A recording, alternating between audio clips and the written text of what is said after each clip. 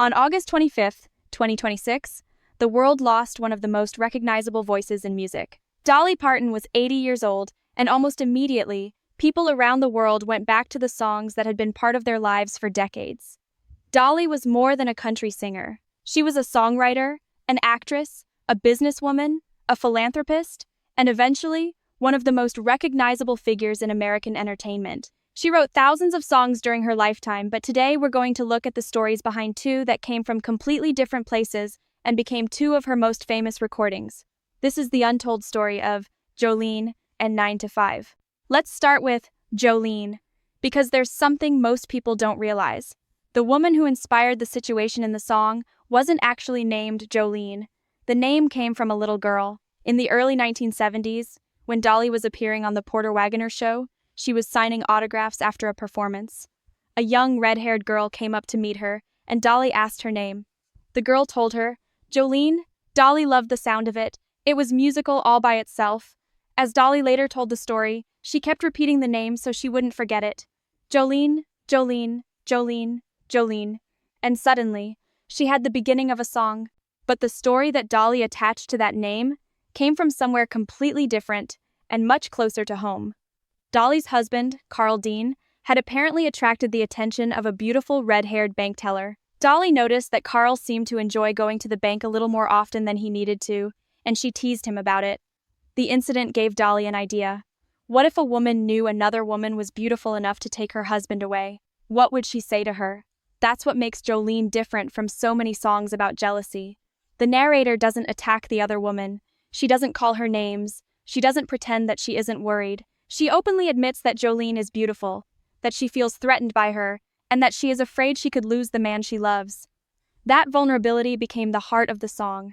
Dolly wrote Jolene herself, and the recording was produced by Bob Ferguson. It was recorded in Nashville at RCA Studio B, the legendary room where so much country music history was made. The guitar part became almost as recognizable as the title. Nashville session players Chip Young and Wayne Moss performed the distinctive guitar figures on the recording, helping create that tense, hypnotic sound underneath Dolly's voice. The single was released in October of 1973 and climbed to #1 on the country chart in early 1974. The album Jolene followed in February. The song earned Dolly a Grammy nomination, but its real achievement came later. It simply refused to disappear.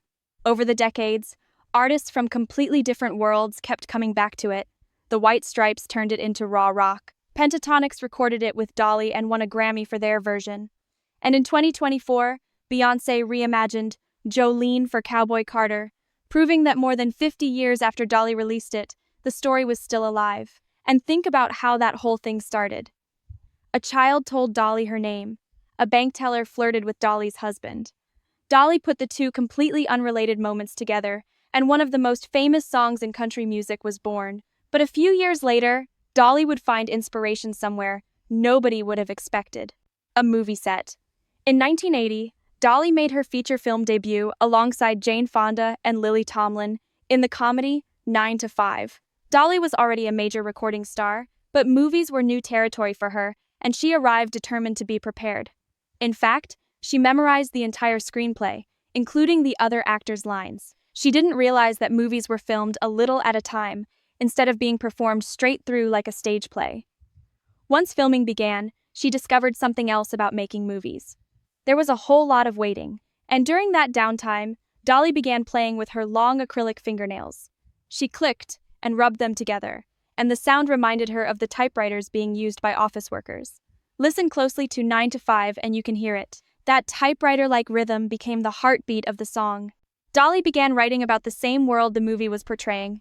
People working long hours, struggling to get ahead, dealing with bad bosses, low pay, and workplace inequality. The film itself centered on 3 women dealing with an egotistical, sexist boss. But Dolly's song reached far beyond the office in the movie. Factory workers understood it, secretaries understood it, truck drivers, waitresses, store clerks, and anybody else who had ever punched a clock understood it. 9 to 5 was released in late 1980, shortly before the movie opened, and it became enormous. The song reached #1 on the country chart and #1 on the Billboard Hot 100, giving Dolly her first #1 pop single. She became only the second female artist at the time to take the same song to the top of both charts. And those famous fingernails weren't just part of the writing story. Dolly actually used them as percussion on the recording, recreating the typewriter sound that had given her the idea on the set. The song received 3 Grammy nominations and won 2 of them: Best Country Song and Best Female Country Vocal Performance.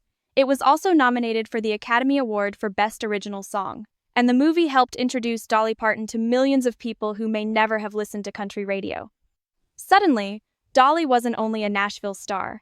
She was a movie star and a mainstream pop culture figure. But the amazing thing about 9 to 5 is that, just like Jolene, it eventually became bigger than the circumstances that created it. You don't need to have seen the movie to understand the song. Anyone who has ever worked hard while somebody above them took the credit knows exactly what it means.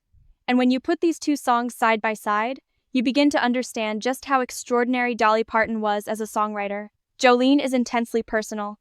It takes one woman's insecurity and turns it into a story everybody can feel. 9 to 5 does almost the opposite. It takes the frustration of millions of working people and turns it into something they can all sing together. One began with the name of a little red-haired girl and an uncomfortable situation involving Dolly's husband. The other began with Dolly sitting around a movie set, tapping her acrylic fingernails together. Neither one sounds like the beginning of a song people would still be singing half a century later. But that was Dolly's gift. She could take something tiny, a name, a sound, a conversation, a memory, and find the human story hiding inside it. Dolly Parton died on August 25, 2026, at the age of 80. But songs like Jolene and 9 to 5 guarantee that her voice isn't going anywhere. Generations from now, somebody will hear that opening guitar, somebody else will hear that clicking rhythm, and Dolly Parton will tell the story all over again. And that is the untold story of Jolene and 9 to 5.